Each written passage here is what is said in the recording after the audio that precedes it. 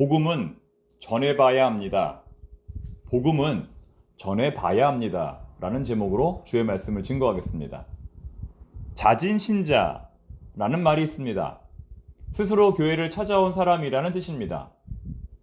이전 교회에서는 누가 전도하지 않아도 스스로 교회를 찾아오는 사람들이 제법 있었습니다. 인터넷으로 목사님의 설교를 들어보고 지나가다가 교회 건물을 보고 이 교회가 어떤 교회인가 궁금하여 교회를 등록하시는 분들이 제법 있었습니다. 1년에 거의 100명 정도가 이런 식으로 교회를 등록했습니다. 하지만 전도 중심의 교회로 바꾸라는 책을 쓴 김상현 목사님은 스스로 교회를 찾아온 사람들에 대해서 이렇게 말합니다. 하도 전도를 하지 않으니 할 수 없이 찾아온 사람들이다. 즉, 지금 이 순간에도 우리가 알지 못하는 사람들 가운데는 교회라도 한번 가볼까 라고 혼자 생각하다가 내가 무슨 교회냐, 이 나이에 무슨 교회냐 라는 생각으로 교회를 포기하고 대신 점쟁이를 찾아가는 사람들이 있다는 것입니다. 이처럼 우리 주위에는 마음이 괴롭고 인생이 힘들어서 어디로 가야 할지 몰라 고민하는 사람들이 많이 있습니다. 주일날 아무리 쉬고 놀아도 그 채울 수 없는 공허함으로 지쳐가는 사람들이 많이 있습니다. 그때 우리가 찾아가서 복음을 전하고 길이 되시는 예수님을 소개해야 합니다. 우리 주변에는 이렇게 준비된 영혼들이 반드시 있습니다. 오늘 본문의 사도 바울은 두 도시를 찾아갑니다. 첫 번째 도시는 데살로니가라고 하는 도시입니다. 데살로니가는 어떤 도시였을까요? 데살로니가 전후서의 내용을 잠깐 참고하면 바울은 데살로니가 교인들은 믿음도 좋고 참 훌륭한 교인들이었지만 자신은 데살로니가에서 매우 큰 환난을 당했다고 말합니다. 이러므로 형제들아, 우리가 모든 궁핍과 환난 가운데서 너희 믿음으로 말미암아 너희에게 위로를 받았노라. 그러므로 너희가 주 안에서 굳게 선즉 우리가 이제는 살리라. 데살로니가 전서 3장 7절 8절 말씀입니다.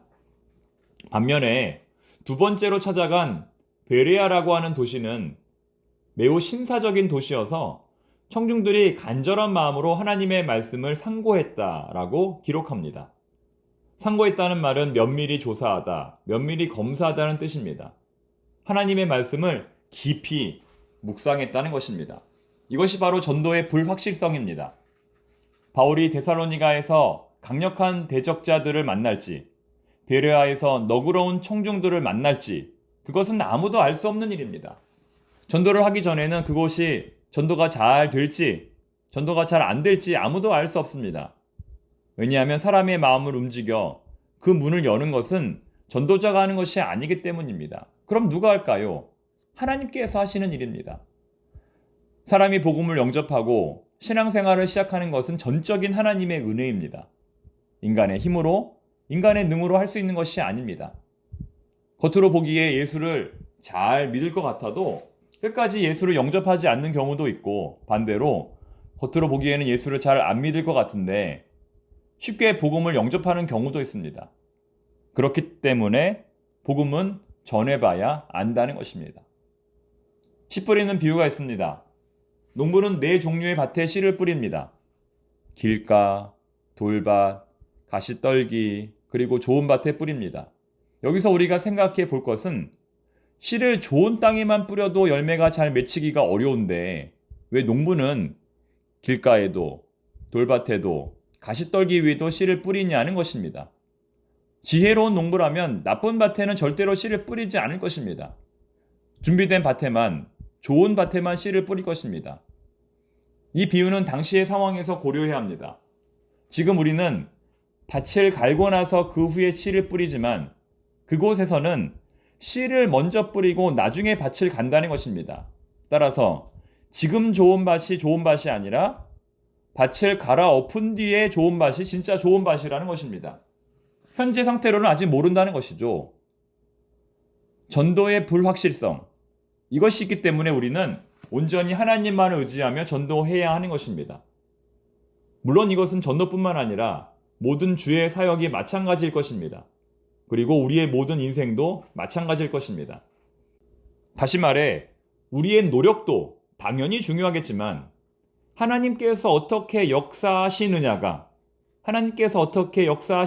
진짜 관건이라는 것입니다. 정서적으로 건강한 교회 200페이지에 나오는 내용을 제가 우리 청파동 교회 상황에 맞추어 조금 각색하여 말씀을 드리겠습니다.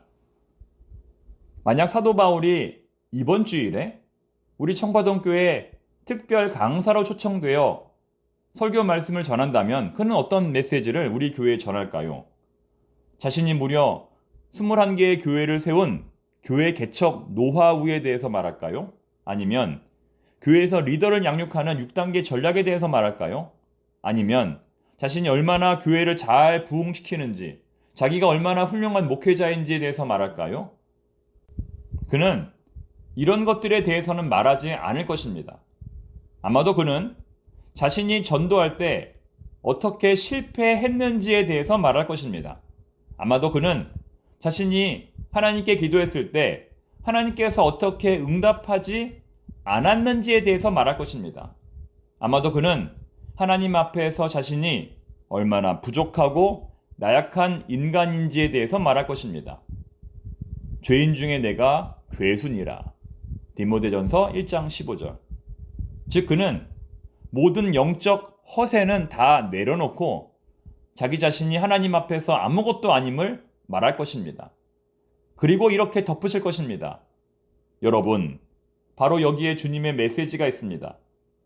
하나님께서 이렇게 부족한 사람을 쓰셨다면 세상 누구라도 들어 쓰실 수 있다는 것이 아니겠습니까? 그러므로 우리 가운데 부활하신 예수님이 계시다는 사실이 가장 중요합니다. 사람의 능력이나 달란트는 조금도 중요하지 않습니다. 오직 하나님만 의지하려는 우리의 태도, 우리의 겸손한 태도가 중요한 것입니다. 아마도 이렇게 사도 바울은 우리 청파동 교회에 와서 말했을 것입니다. 여러분 그렇습니다. 복음은 전해 보아야 합니다. 인생도 살아보아야 합니다. 뻔하지 않기 때문에 기대가 되는 것입니다. 이 불확실성이 오히려 우리에게 희망을 주고 더욱 우리가 하나님을 단단히 붙잡게 되는 계기가 될 수 있기를 바랍니다. 오늘도 하나님께서 우리 모두를 응원하십니다. 기도하겠습니다. 하나님 아버지, 오늘도 귀한 날 주심에 감사드립니다. 오늘 어떤 일이 펼쳐질지 저희들은 알 수 없지만 오히려 알 수 없기 때문에 오늘에 대한 기대감을 가져봅니다. 그 대신 바울처럼 모든 허세를 내려놓고 솔직 담백하게 그리고 진실하게 오늘 하루를 살아가게 하옵소서. 부족하면 부족하다고, 모르면 모른다고, 안 되면 안 된다고 말할 수 있는 용기와 지혜를 허락하여 주시옵소서. 세상은 기쁨을 나누면 질투가 되고 슬픔을 나누면 약점이 된다고 말합니다. 그러나 우리 성도들은 기쁨을 나눌 때 더 기뻐하고 슬픔을 나눌 때 더 슬퍼할 수 있는 진정한 친구가 되게 하여 주시옵소서. 예수님의 이름으로 기도드립니다. 아멘.